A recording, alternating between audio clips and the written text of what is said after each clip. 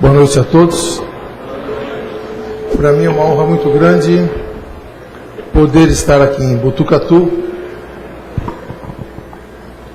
Melhor aqui.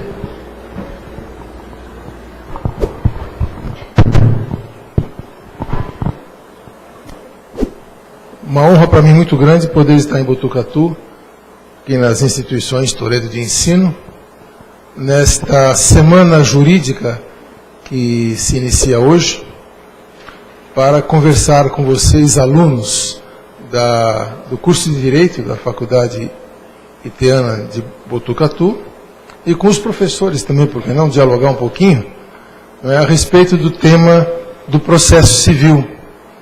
Então eu agradeço ao convite que me foi dirigido pelo professor Flávio Toledo, agradeço as palavras que o professor André disse na nossa apresentação, cumprimento a minha querida esposa Rosa Maria, minha colega de turma da faculdade.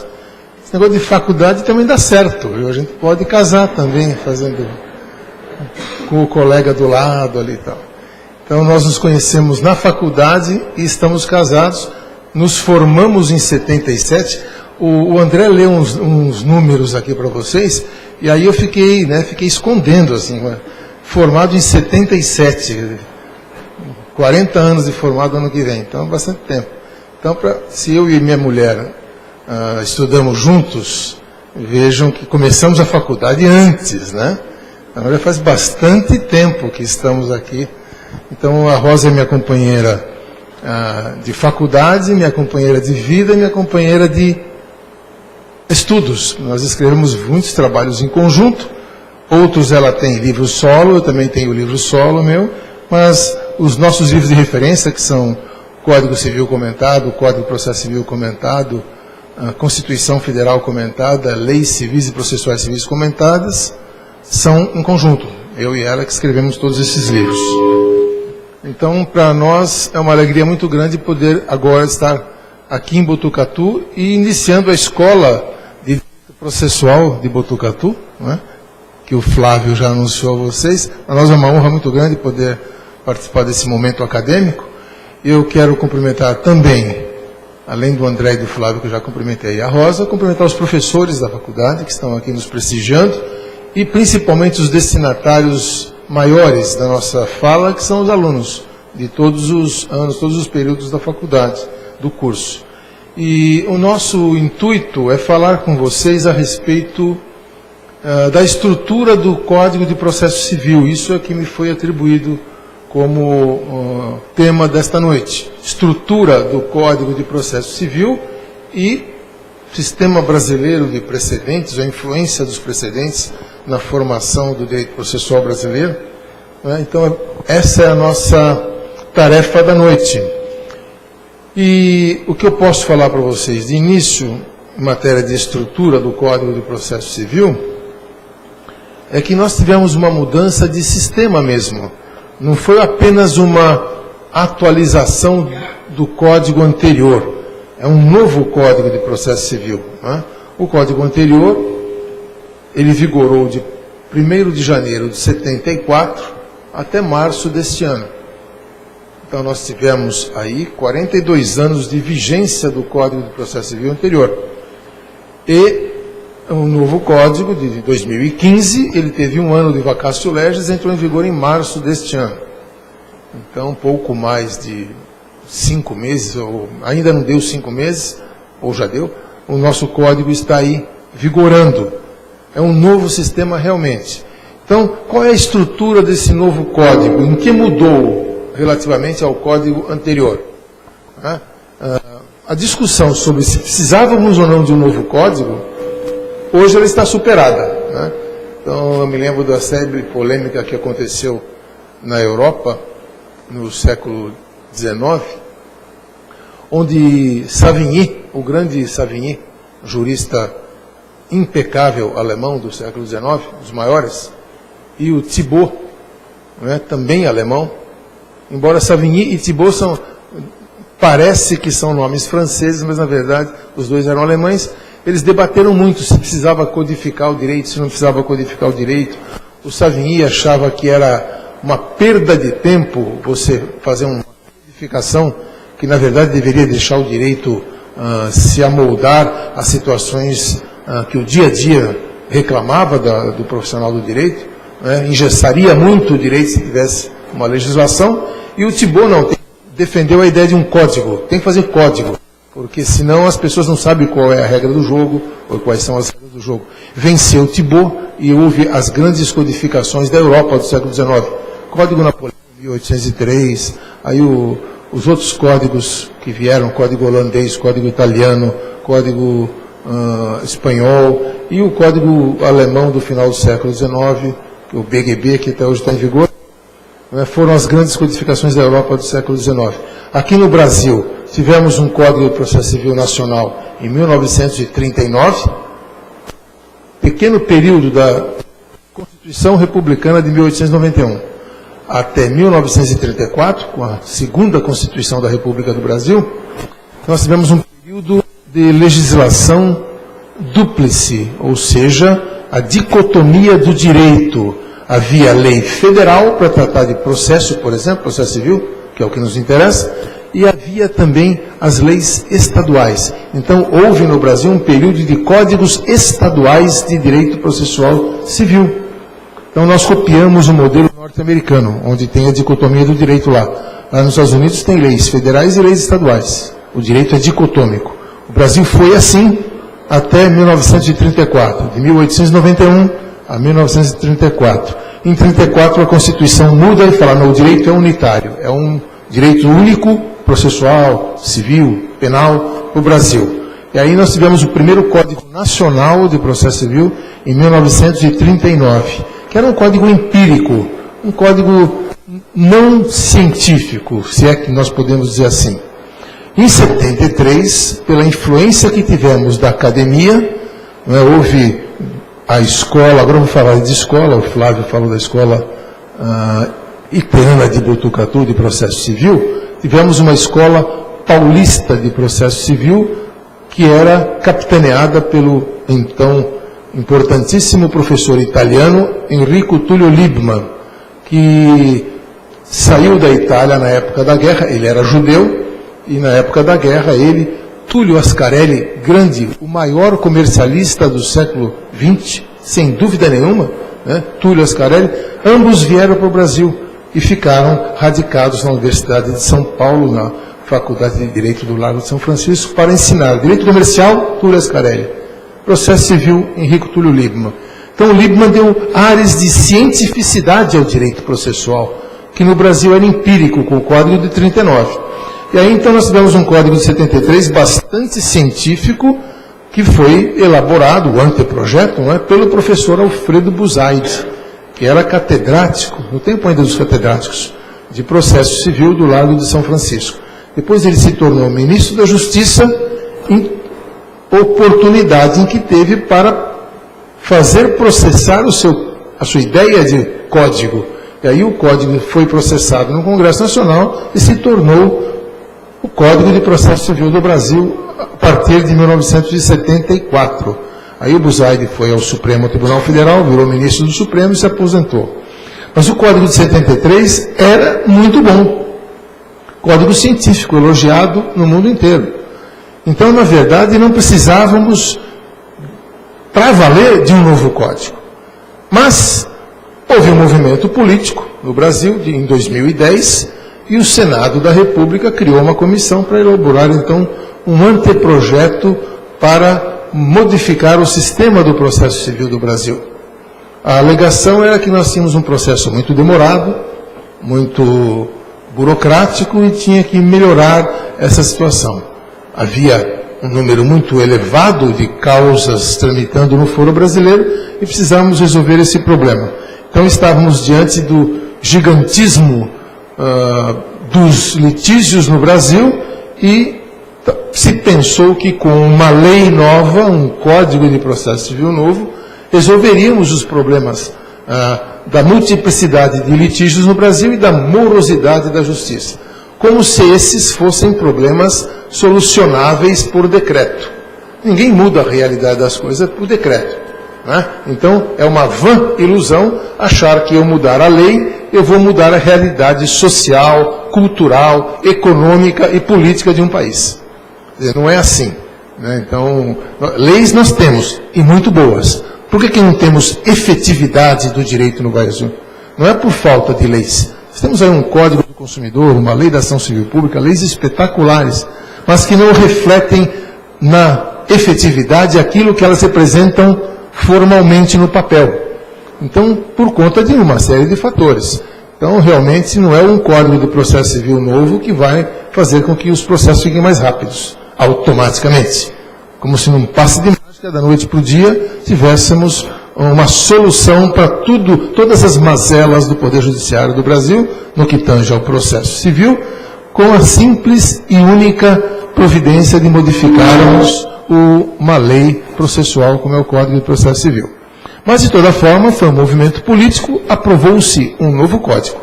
E está aí esse novo código, e nos dizendo a que veio.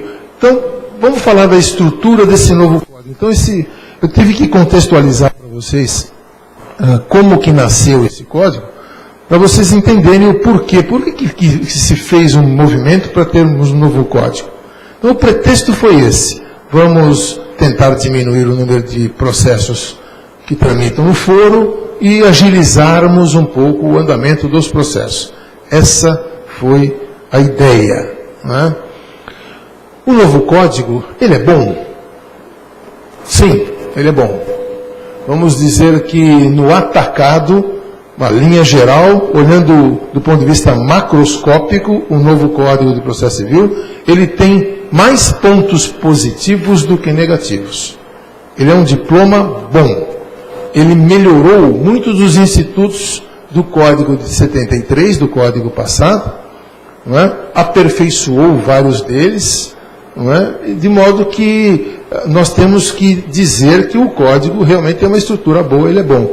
Agora, tem alguns pecados. Então, aqui e ali, no varejo, podemos apontar alguns vícios, algumas imperfeições, mesmo algumas opções do legislador, que, ao nosso ver, não estariam muito corretas, mas, do ponto de vista geral, o Código é bom. Como é que ele é dividido agora? Ele é dividido numa parte geral, né, que é subdividida em 6 livros, e numa parte especial, que é dividida em 3 livros, vamos chamar assim, né? Como é que a parte geral se divide? Nós temos uma tradição no Brasil de que a nossa codificação sempre vem composta de uma parte geral. Nós temos uma parte geral no Código Civil, já era assim no Código Clovis Bevilacqua, de 1916. O Código Civil de 2002 também tem a parte geral, foi mantida essa ideia. É o único código da América Latina toda, desde o México até aqui embaixo, Argentina e Uruguai, é o único código da América Latina que tem parte geral. Todos os demais copiaram o modelo francês, que não tem parte geral. Nós copiamos o modelo alemão, do BGB, que tem uma parte geral. Então, desde 1916, a tradição do direito civil brasileiro é que o nosso código contém, sim, uma parte geral, para discussão dos pontos que são básicos e aplicáveis a todo o direito civil. Assim também é no direito penal, o Código Penal brasileiro também tem uma parte geral. Assim é no Código do Consumidor. E o CPC de 73 não tinha parte geral. Então o novo código traz uma parte geral. É uma grande diferença, digamos, de estrutura do que havia no Código de Processo Civil revogado.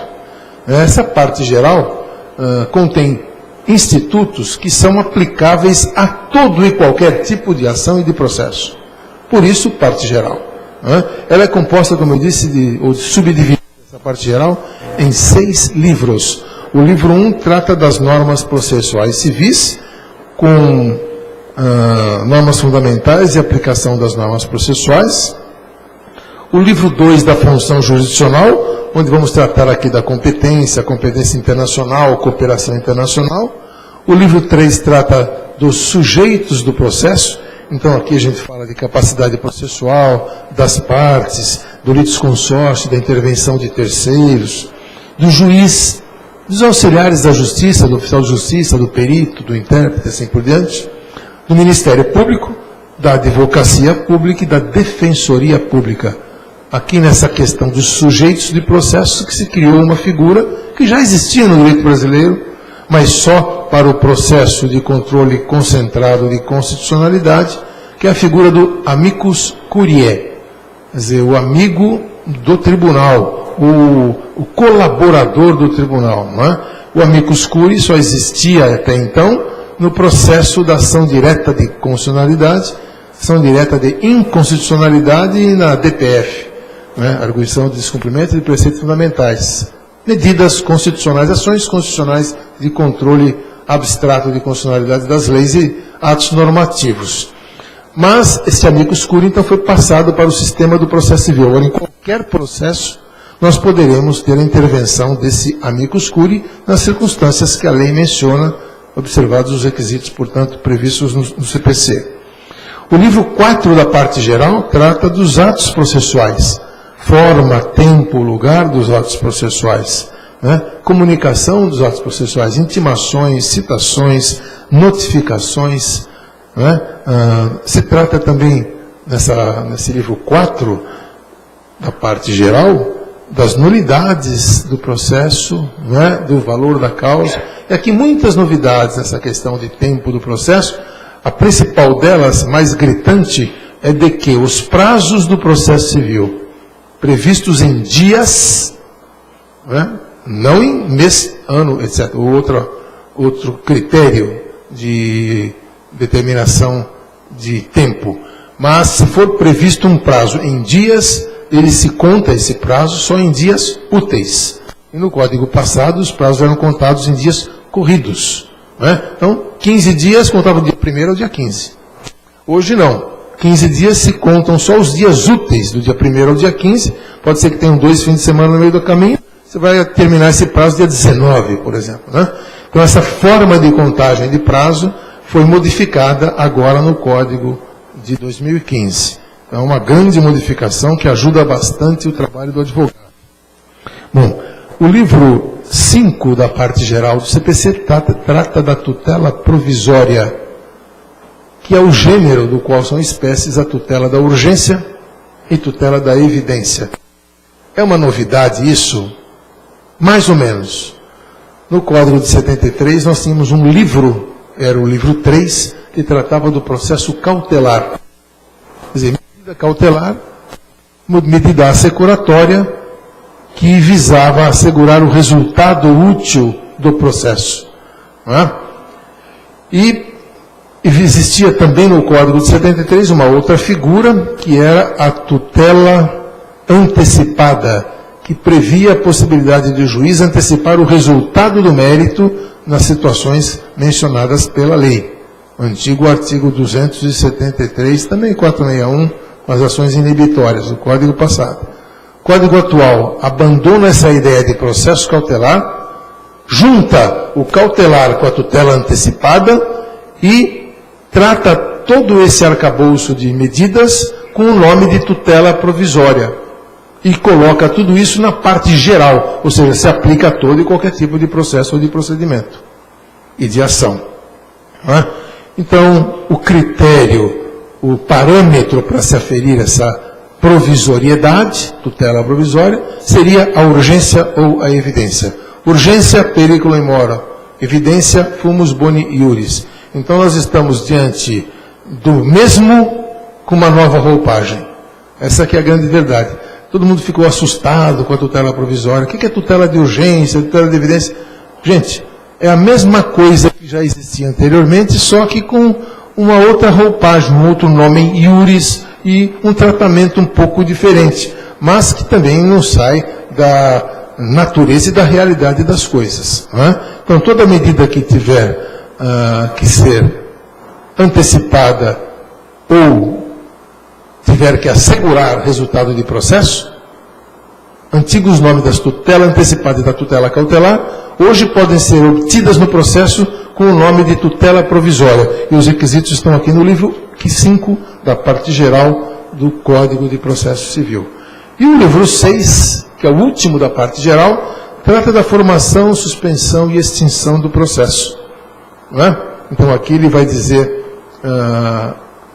como que o processo pode ser formado com a petição inicial, etc. Como é que ele vai se desenvolver, como é que ele pode se suspender e como é que ele se extingue por uma sentença, não é? Que pode ser sem resolução do mérito ou com resolução do mérito.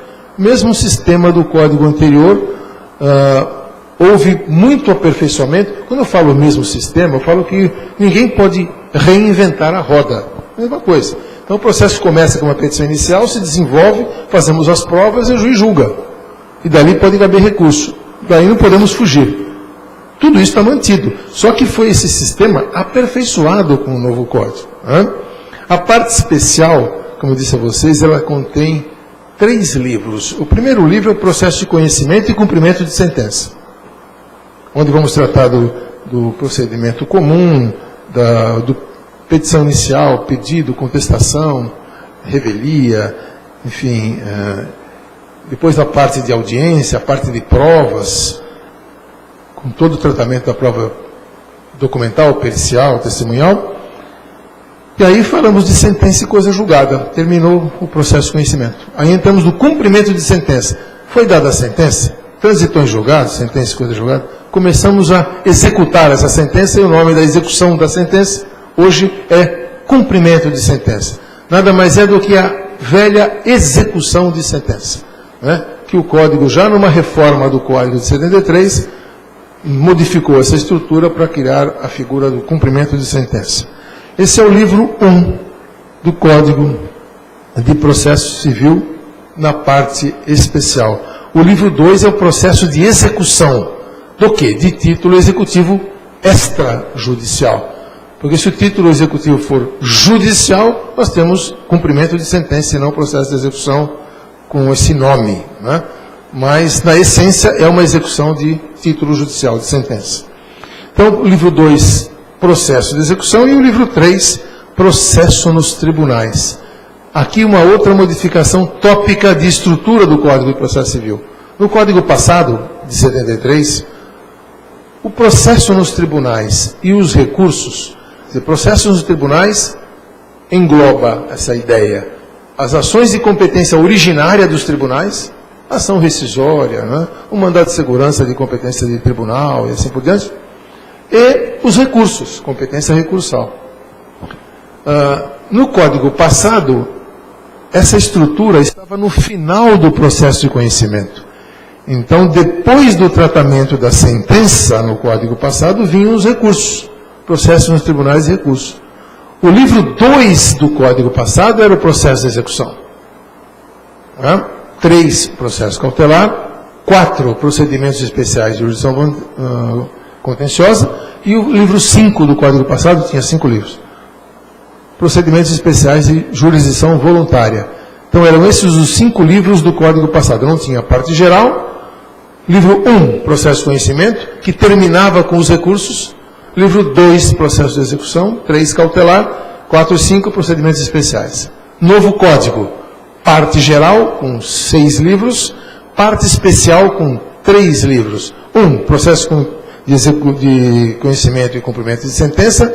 2, processo de execução. E o 3, processo nos tribunais e recursos, que é a última parte do Código Novo de Processo Civil. Então, o que pensou o legislador de 2015? Bom, eu posso recorrer dentro de um processo de conhecimento, entrar com recurso? Sim. Também podem existir decisões no processo de execução e eu posso ter direito de recorrer no processo de execução? Sim. Ou então, eu posso entrar com recurso de qualquer processo? Sim. Então, por que não deixamos para o final? Essa foi a ideia. Deixa tudo para o final, coloca lá no final do código a parte de tribunais e recursos, porque aquilo se aplica a todo e qualquer processo.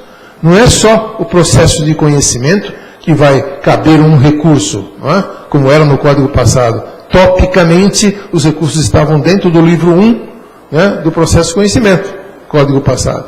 Então agora não, os recursos estão dentro da sistemática da parte final do Código de Processo Civil, digamos assim, da parte especial, que é o processo nos tribunais e os recursos. Essa estrutura do novo Código é boa, uma opção do legislador. Não existe, eu sempre costumo dizer o seguinte, divisão da lei ou classificação, vocês vão encontrar em muitos livros de doutrina, tal autor classifica, por exemplo, pressupostos de recurso em pressupostos objetivos e subjetivos. Outros classificam em pressupostos intrínsecos e extrínsecos. Qual que é a certa? Não tem certa. Né? Classificação, toda ela é arbitrária em ciência, não é só em direito. Qualquer ramo do conhecimento, toda classificação é arbitrária. Eu, classificador, é que arbitro, divido, classifico tal ou qual instituto assim assado.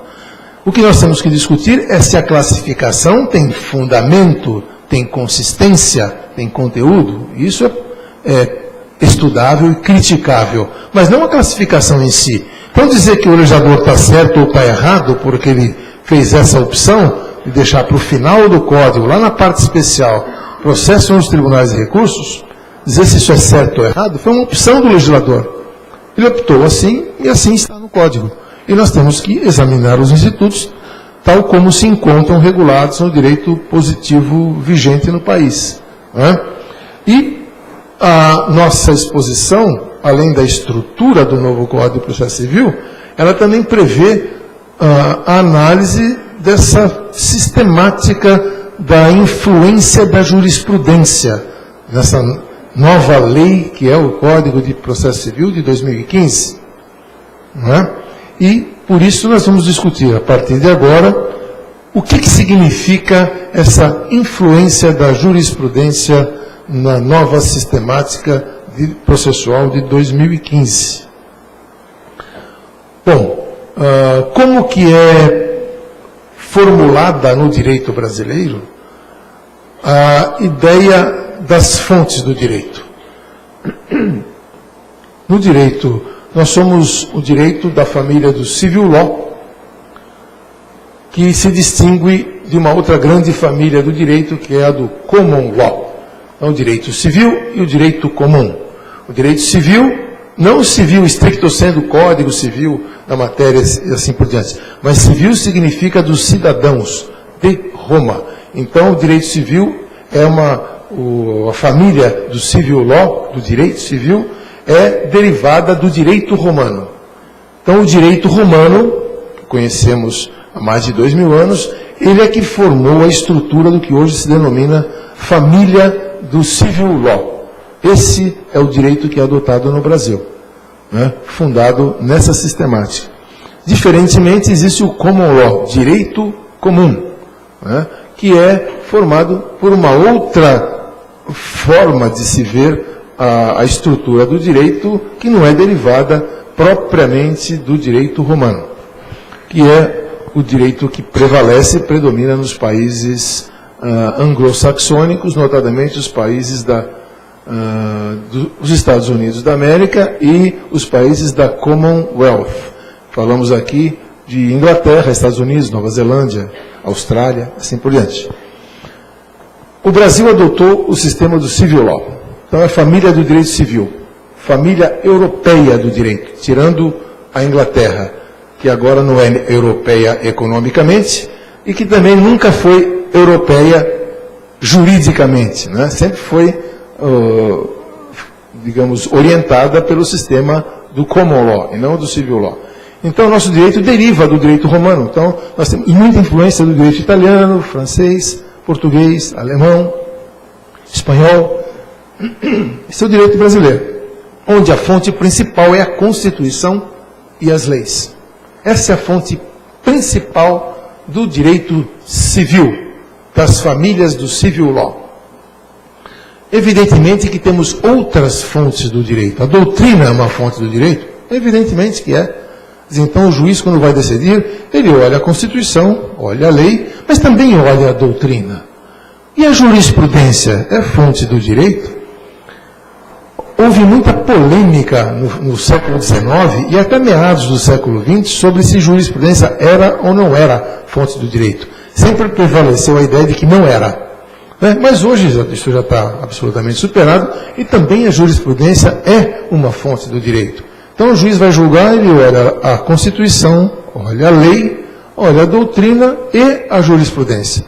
Então veja tudo que o juiz tem que olhar para poder decidir uma causa. O autor faz um pedido, o réu contesta, fazem-se as provas durante a instrução, e o juiz, na hora de decidir, olha Constituição, lei, doutrina e jurisprudência. Às vezes, até mais, ele tem mais ainda aspectos. Quando ele não consegue extrair a solução de nenhuma dessas fontes que eu mencionei, ele pode servir-se também dos princípios gerais do direito, da analogia, dos costumes, da equidade, quando isso for possível e admitido pelo sistema. Não é? Então, digamos que a formação de uma decisão, nós não temos no Brasil ainda séria uma tratativa sobre teoria da decisão. Está faltando isso no Brasil ainda. Uma ideia para quem vai fazer mestrado, melhor, doutorado. Não é? Construir uma teoria da decisão. Nós não temos, é tudo meio empírico no Brasil. O juiz é um abnegado, é um herói. Ele consegue fazer as coisas, mesmo sem teoria da decisão. Se tivéssemos, muitas das questões que estão aí pululando no nosso debate jurídico, elas não existiriam. Mas ainda estamos caminhando, nada é perfeito, tem muita coisa a avançar, então temos que criar uma teoria da decisão. Mas o que eu queria mencionar aqui a vocês é que tem se falado muito que o Código de Processo Civil Novo criou um sistema de precedentes. Quem fala isso não sabe o que é precedente e não sabe o que é sistema. Data máxima vênia. Aliás, a respeito disso, saiu um artigo no Conjur da semana passada, não sei que dia, mas foi a semana passada, escrito pelo Lênio Streck, que é um grande professor de filosofia e de direito constitucional do Rio Grande do Sul, e em conjunto com o Jorge Abud, que é um professor da PUC, que foi me orientando em mestrado e doutorado e é meu colega de escritório, trabalha comigo. Então eles escreveram para dizer o que é precedente e o que é sistema. Então, nós não temos um sistema de precedentes no Código de 73. Além do Lênio Streck, escreveram também a esse respeito outros juristas, não é? Não de forma tão contundente quanto o Lênio e o Jorge Zabud, mas de qualquer forma existe um debate na doutrina brasileira sobre esse tema. Precedentes.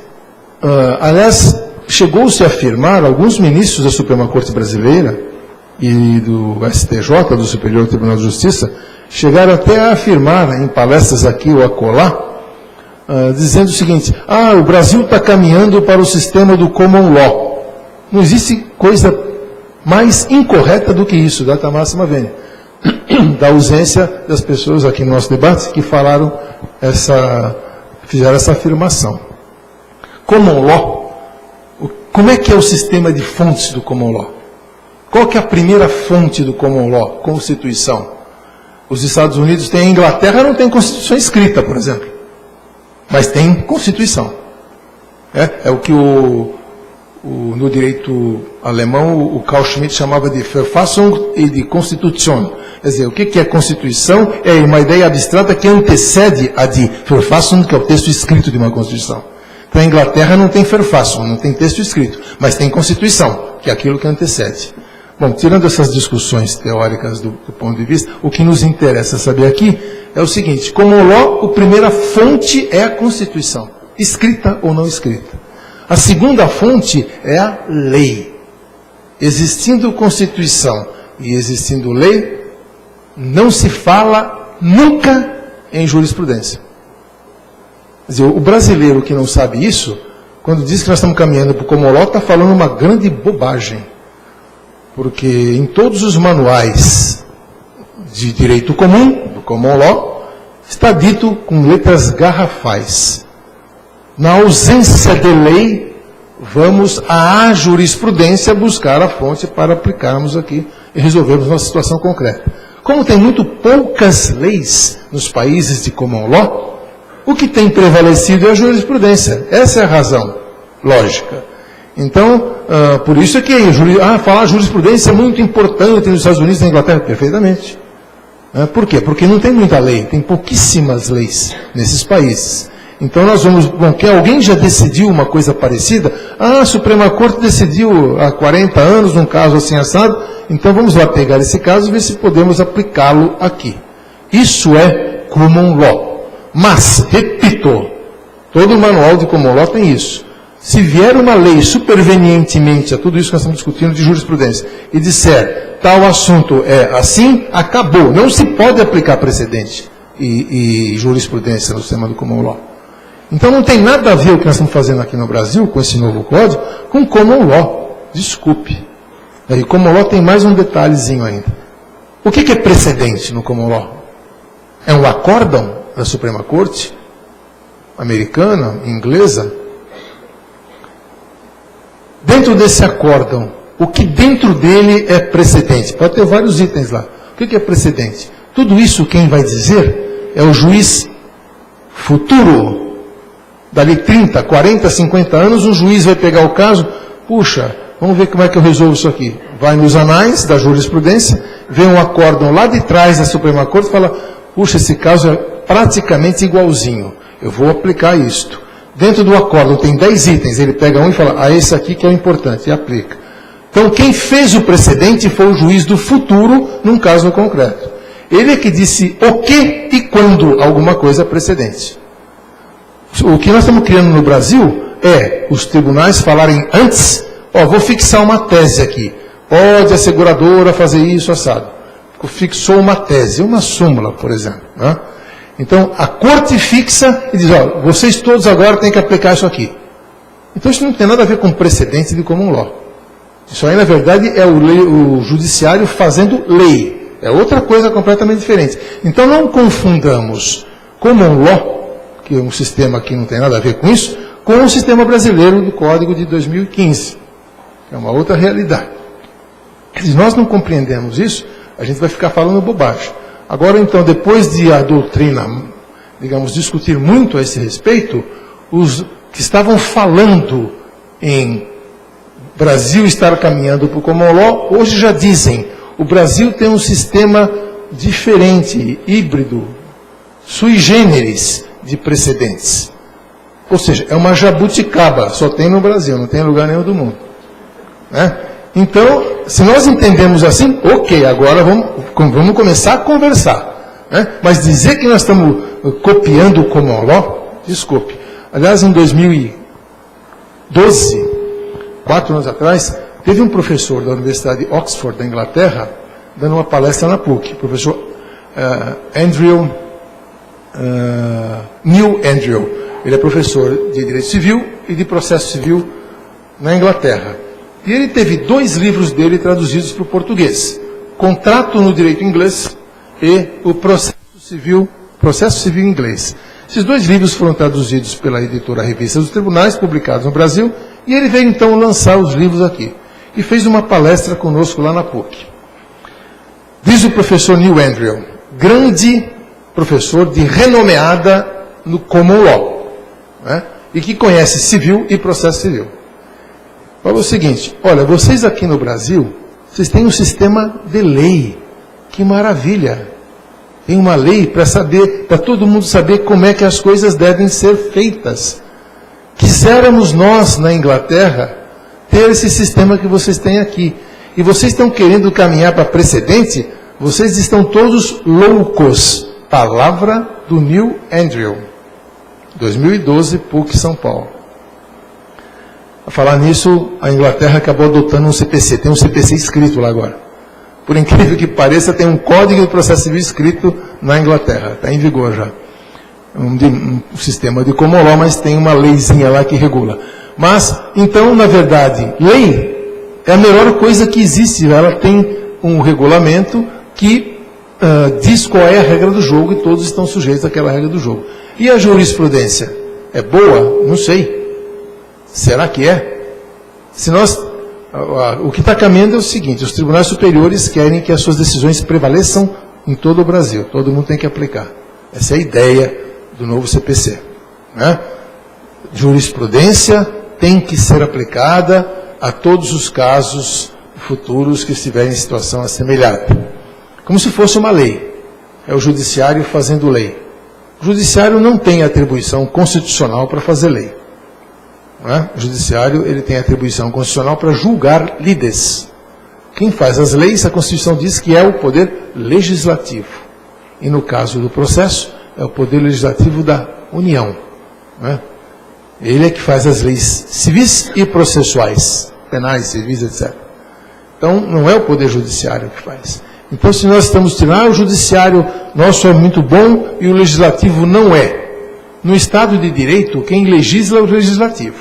Quem julga é o judiciário e quem administra é o executivo. Isso no Estado de Direito.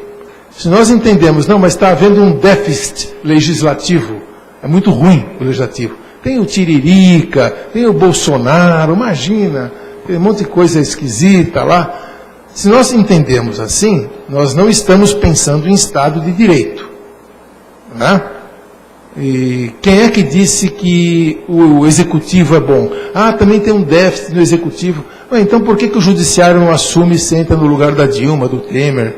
Vamos assumir também, não está errado? Não tem um déficit lá no Executivo? Por que o Judiciário não administra o país também? Tem um déficit no Legislativo, o Judiciário vai fazer lei. E no Executivo, porque ele não ocupa a cadeira do Palácio do Planalto ou do Palácio dos Bandeirantes.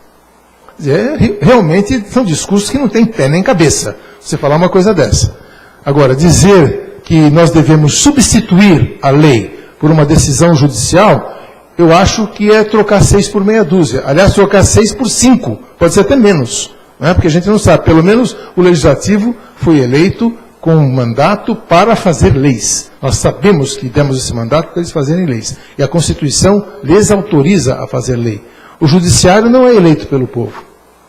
E não é, digamos, colocado lá, investido da atividade jurisdicional para fazer lei. Então existe um déficit democrático e de legitimidade no Judiciário para fazer lei. Quem fala isso, o professor José Eduardo Faria escreveu um artigo, aí já me lembro o dia 16 de agosto, 15 dias atrás, no jornal Estado de São Paulo, na página 2, um artigo dele criticando o Supremo, dizendo que o Supremo não tem legitimidade e nem, digamos, perfil democrático para fazer leis no país. O Supremo está lá para julgar e aplicar a Constituição, e não para redigir nova Constituição para o país, como tem feito em algumas vezes, não é? E legislar. Não é tarefa do Poder Judiciário. Isso é tarefa do Poder Legislativo. Isso no Estado de Direito, e nós estamos nele, segundo o artigo 1º, caput da Constituição Federal. Mas esse preâmbulo, eu já estou me encaminhando para terminar a minha fala, porque vocês já estão cansados de me ouvir falar aqui, precisam ouvir a professora Rosa. Né? Alguém mais, com mais graça, mais charme para falar aqui para vocês do que eu, né? Evidentemente. Eu vou falar, então, do direito posto dentro do Código de Processo Civil a respeito do assunto. O artigo 926 do Código de Processo Civil é o primeiro artigo do livro 3 da parte especial do Código, ou seja, do processo nos tribunais. Então começa esse livro 3 do processo nos tribunais, primeiro artigo desse livro 3, que é o 926, disposições gerais, ele diz o seguinte: tribunais devem uniformizar sua jurisprudência e mantê-la estável, íntegra e coerente. Então os tribunais têm a atribuição legal, né, de ter uma jurisprudência estável, íntegra, coerente. Isso é muito importante. Se os senhores forem examinar detidamente a jurisprudência, por exemplo, do Superior Tribunal de Justiça, STJ, verificarão que para determinada tese jurídica existem 3, 4, 5, 6, 7, 10 posições diferentes do STJ. Às vezes do mesmo ministro como relator. Mais grave ainda, às vezes do mesmo dia. Incrível. Uma vez eu estava no STJ, a terceira turma, eu vou dizer a turma, teve um advogado lá que subiu à tribuna, eu ia falar depois dele, era o terceiro ou quarto, ele subiu lá e apontou para um determinado ministro do STJ, o senhor, ele era do norte ou nordeste, não me lembro, Vossa Excelência decidiu que tal coisa é A, e no mesmo dia decidiu que é B. Como é que é possível essa corte? E fez uma peroração lá. Não preciso dizer que ele perdeu a causa, lógico, né? E como é que vai criticar o tribunal assim, digamos, com a cara limpa? Não tem cabimento. Mas ele estava certo, porque... Mas não é possível. Nós temos um sistema colegiado no Brasil que é hipócrita. O ministro tem 28 assessores. Ele, ministro, praticamente não faz nada. Ele administra o gabinete. Ele dá as teses. Ó, eu quero que decida assim, decida assado, decida daquela outra forma. Muito bem. Vai para os 28 assessores. Cada um decide de um jeito. O ministro não tem tempo de ver? Não dá. Liga a TV Justiça. Segunda-feira o ministro está na sessão administrativa do tribunal. Na terça-feira ele está na sessão da turma, da qual ele participa. Na quarta-feira ele está na sessão plenária do tribunal. Na quinta-feira ele está numa sessão de não sei o quê. Na sexta ele está numa solenidade no Palácio da Alvorada, Palácio do Planalto, ou ele está dando uma palestra ou participando de uma banca. Quando é que o ministro vai ler os 30 mil processos que ele julga por ano, cada um deles? Nunca, não vai ler. Então, colegialidade no Brasil é piada de mau gosto, é hipocrisia. Quem julga não é ministro, quem julga são os assessores. Quem falou isso com coragem foi o Ives Gandra Martins Filho, que é presidente do Tribunal Superior do Trabalho, TST, quando ele era conselheiro do CNJ. Ele teve a coragem de falar isso. Gente, vamos parar com brincadeira e com hipocrisia? Vamos discutir colegialidade, porque não dá. Assessor não pode julgar. Mas como é que vai fazer com esse gigantismo de processo? Não tem como fazer de outra forma.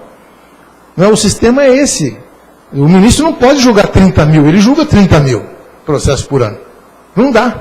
Então, por isso que no mesmo dia pode ter um acórdão que diz A, um que diz B e um que diz C, sobre o mesmo tema.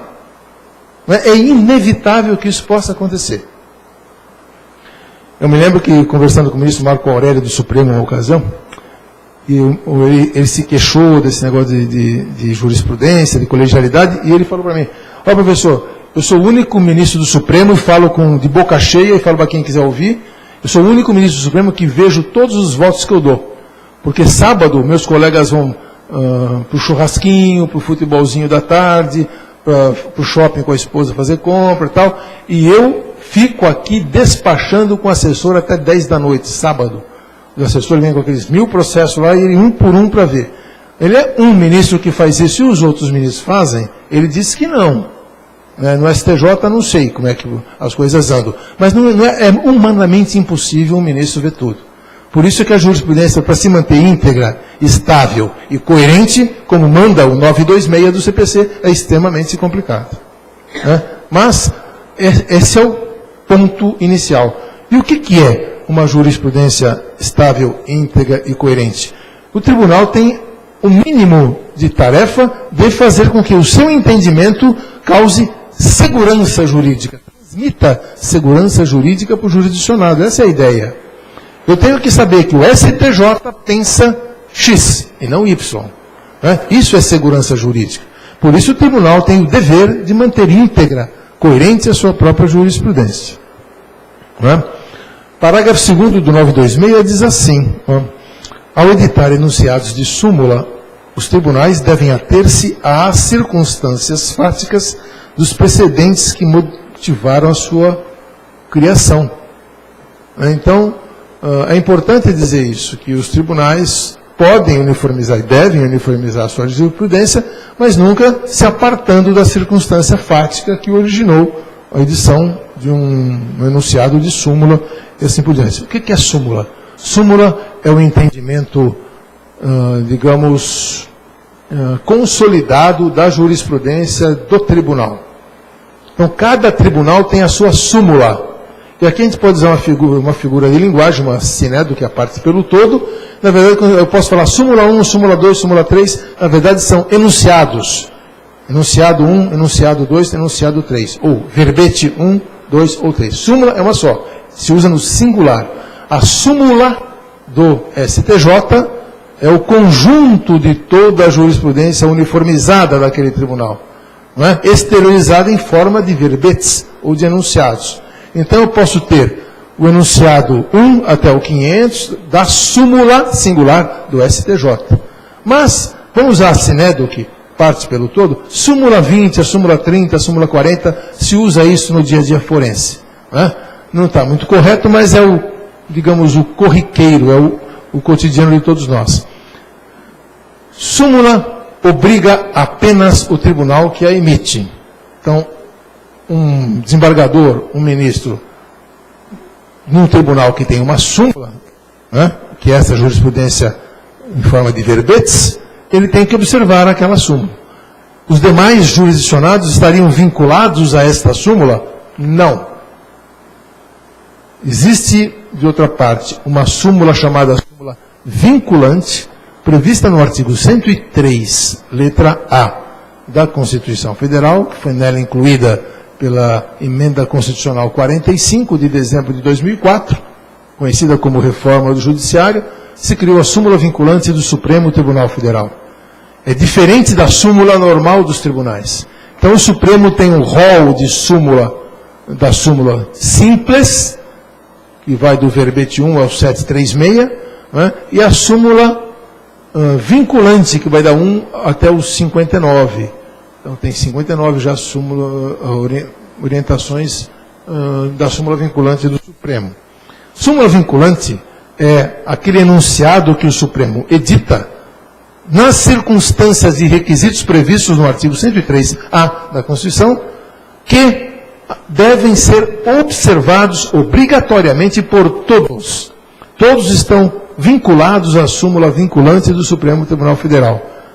Então, esses enunciados é como se o Supremo legislasse. A Constituição autoriza o Supremo a fazer lei por meio de súmula vinculante, naquelas circunstâncias, desde que presentes aqueles requisitos do 103A da Constituição.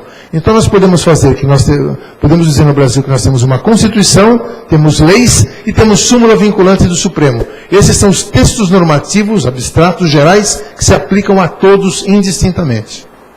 Então tem sim uma súmula que vincula a todos, que é a súmula vinculante do Supremo. Demais súmulas não vinculam apenas o tribunal que a emitiu. Não é? Muito bem. Então temos esse mecanismo de uniformização da jurisprudência do tribunal, que é a edição de uma súmula, e temos ainda outros institutos. Incidente de resolução de demanda repetitiva, artigo 976 do novo CPC. Incidente de assunção de competência, artigo 947 do novo CPC. Recurso extraordinário para o Supremo e recurso especial STJ, repetitivos, previstos no artigo 1036 do novo Código de Processo Civil. Então, essas são as figuras, digamos assim, que estão previstas no novo Código, que têm a ver com jurisprudência, com vinculação, com precedentes, com coisa que vale, fontes do direito e assim por diante. Agora, o que a gente pode falar sobre esses institutos, na assunção de competência, que é o 947 do Código de Processo Civil, isso já estava sendo aplicado no STJ e no Supremo Tribunal Federal, e diz assim o 947, é admissível a assunção de competência quando o julgamento de recurso e remessa necessária ou de processo de competência originária dos tribunais, portanto, envolver relevante questão de direito com grande repercussão social, sem repetição em múltiplos processos. Então, digamos, tem um caso no STJ, na terceira turma do STJ, que é de direito privado. Um assunto importante, o ministro olha, puxa, isso aqui é melhor todo o tribunal se pronunciar sobre isso, porque é uma questão relevante. Então, se eu julgar aqui, vai ficar um caso mortinho, só vou resolver esse caso aqui, pequenininho, mas o tribunal tem que dar uma opinião e resolver essa matéria. Então, o que se chamava, antes do Código de 2015, de afetação da competência da turma para a sessão ou para a Corte Especial do STJ, por exemplo. Né? Então, assunção de competência. A Corte Especial não era competente, mas foi afetada a ela essa competência por decisão da própria turma do STJ. Agora, o Instituto está previsto no Código de Processo Civil, com o nome de Incidente de Assunção de Competência. O ministro fala competência da terceira turma, mas eu estou achando que a dimensão disso é maior do que de um caso concreto. Então vamos fazer o tribunal todo se pronunciar sobre essa matéria. Então ele manda para o órgão colegiado mais dilatado, pode ser a sessão ou pode ser a Corte Especial, para que se pronuncie sobre aquela matéria. Importante, sem repetição em múltiplos processos. É um caso isolado, mas que é um caso de relevância, é muito importante, embora não tenha multiplicidade de ações naquele mesmo sentido, aquilo vai para um órgão colegiado mais dilatado. Isso é assunção de competência. E RDR, o Incidente de Resolução de Demandas Repetitivas. Na verdade, é de temas de direito repetitivos, não de demandas, mas, enfim. O que é esse instituto, previsto no 976? É cabível a instauração do incidente de resolução de demandas repetitivas quando houver simultaneamente, são duas as situações, efetiva repetição de processos que contenham controvérsia sobre a mesma questão, unicamente de direito, portanto, se tiver questão de fato, não é possível. E 2, risco de ofensa à isonomia e, não é à segurança jurídica. Então, o IRDR, na verdade, se assemelha ao antigo Instituto da Uniformização da Jurisprudência, do antigo artigo 476 do CPC 73. Então, pode ser instaurado no âmbito de qualquer tribunal, menos do STJ e do Supremo. Então, Tribunal Regional Federal, Tribunal do Trabalho, Tribunal de Justiça. Nos tribunais pode ser instaurado esse incidente. Então, o tribunal vai se pronunciar sobre aquelas circunstâncias onde há casos repetitivos daquela matéria. Não é? Então, esse é o incidente de resolução de demanda repetitiva. Aí nós temos o 1036, que já existia no sistema do Código de 73, que é o recurso extraordinário especial repetitivos. Ou seja, quando houver uma questão de multiplicidade de processos sujeitos a recurso extraordinário especial, eles podem ter o procedimento de um recurso repetitivo previsto aqui no 1036. Sempre que houver multiplicidade de recursos extraordinários ou especiais com fundamento em idêntica questão de direito, haverá afetação para julgamento de acordo com as disposições dessa subseção, observado o disposto no regimento interno do Supremo e do STJ. Então, eles darão o rito de recurso repetitivo àquelas matérias. Mas o que mais incomoda não é isso aqui. Que, o Superior Tribunal de Justiça e o STF vão julgar um repetitivo, é uma matéria que se repete muito, ele escolhe um paradigma, olha, vamos suspender todos os processos que estão andando aqui no Supremo, no STJ, e no Brasil inteiro, porque pode haver suspensão no país todo, daquela matéria, até que nós decidamos sobre essa questão de direito que é repetitiva aqui, nesse extraordinário ou especial. Muito bem, decidiu, e aí? Agora você vai aplicar isso no Brasil todo, em todos os casos. É obrigatória essa aplicação? Aonde está essa autorização? Quer dizer que o Supremo está decidindo casos do Brasil todo, sendo que foi submetido a ele um aspecto, só um caso, do João com o Manuel? Aí o STJ e o Supremo e parte da doutrina do processo civil brasileiro dizem, Supremo e STJ fixam teses.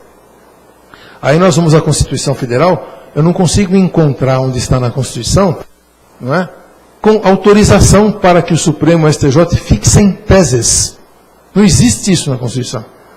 O que a Constituição diz é, Supremo e STJ julgarão em grau de recurso extraordinário, Supremo, especial, STJ. Questão decidida em última ou única instância por tribunais locais, etc. E tal. Então, questão decidida é lide subjetiva. É o caso do João com o Manuel, da Maria com o Antônio. Esse caso decidido pelo juiz, pelo tribunal, vai para o Supremo STJ em grau de especial e extraordinário, para ele julgar. Ele julga caso, ele não julga tese. Não está escrito isso na Constituição. Mas é importante. Sim, então mudemos a Constituição, falemos que tudo isso é de lege ferenda, e a lei infraconstitucional, CPC, não pode alterar competência do Supremo e do STJ, que só a Constituição pode fazer. Eu não posso criar um mecanismo aqui no CPC e dá-lo como competência do Supremo e do STJ, porque aí eu estaria desrespeitando o texto da Constituição, Quem diz qual é a competência, o que o Supremo tem que fazer, o que o STJ tem que fazer, é a Constituição da República, não é o Código de Processo Civil. Isso é uma regra básica, né, de organização do Estado brasileiro. Então, toda hora que eu vejo competências fixadas no CPC fora do sistema da Constituição, para os tribunais superiores, data máxima vênia, não consigo encontrar ali compatibilidade com o texto e o sistema da Constituição Federal. Então, tudo que está dito no CPC de vinculação de juiz e de tribunal, pode esquecer. Tudo inconstitucional. Né?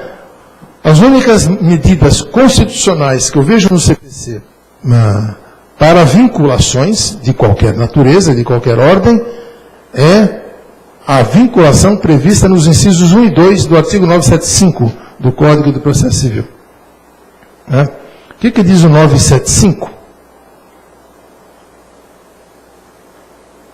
O 975 não. Opa. Me equivoquei aqui. É 976.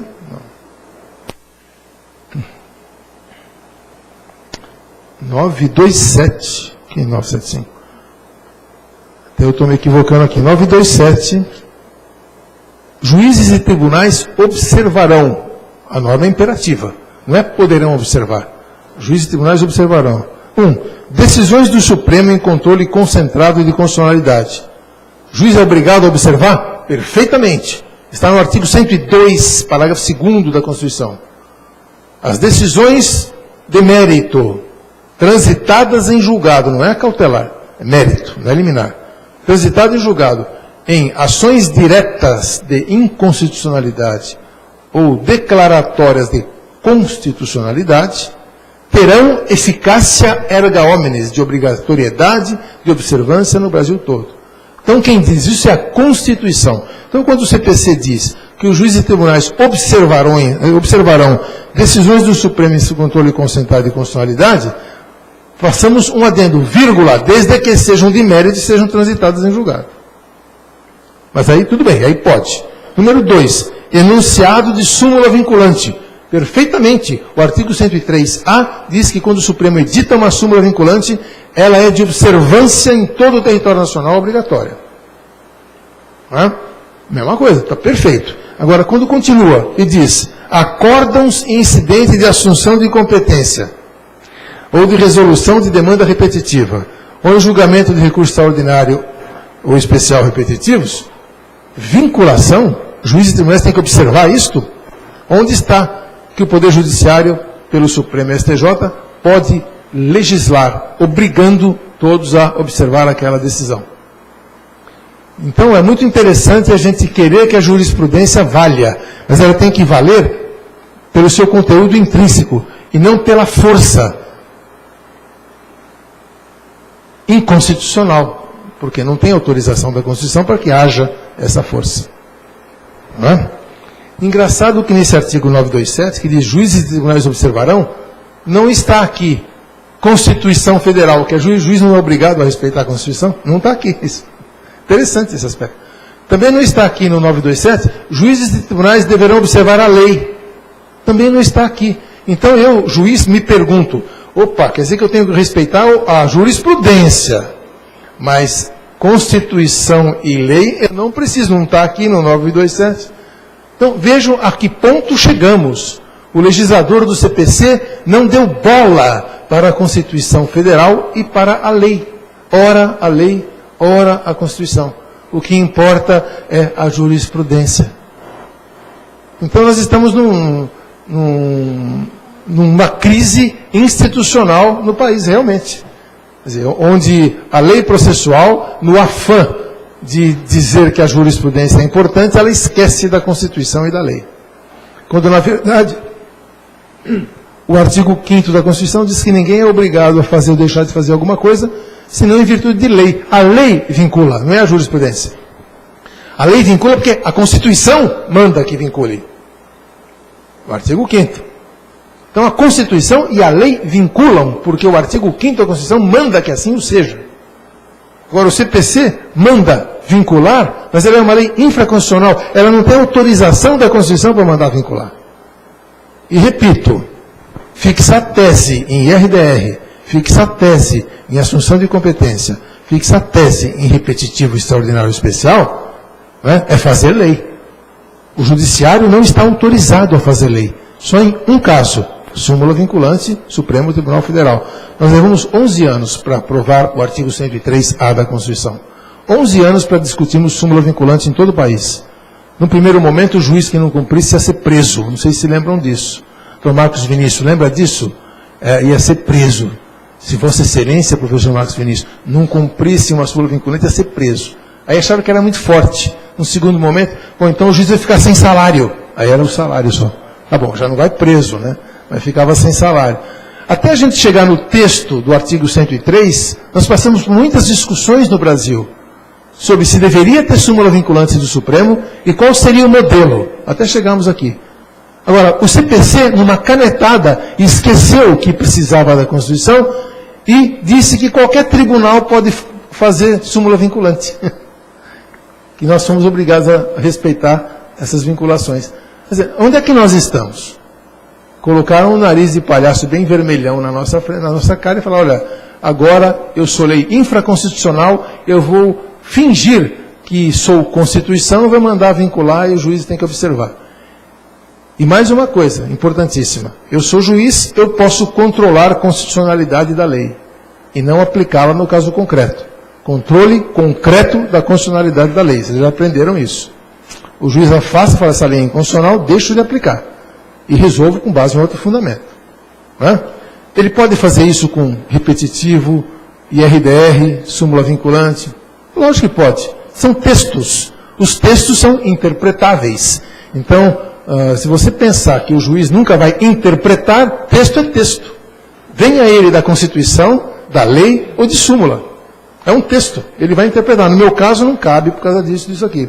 Naquele outro caso, essa súmula do STJ aqui é inconstitucional. Não vou aplicar, desculpe, salvo data vênia. Quem tiver, digamos, insatisfeito com isso, que recorra para o STJ, para o Supremo, porque não aplicou uma súmula. Mas eu não vou aplicar, porque é inconstitucional. É um texto como outro qualquer, passível de interpretação e de controle de constitucionalidade, evidentemente. Então o juiz pode controlar qualquer texto normativo, seja ele texto de lei ou texto normativo de outra natureza, como súmula ou decisão jurisprudencial.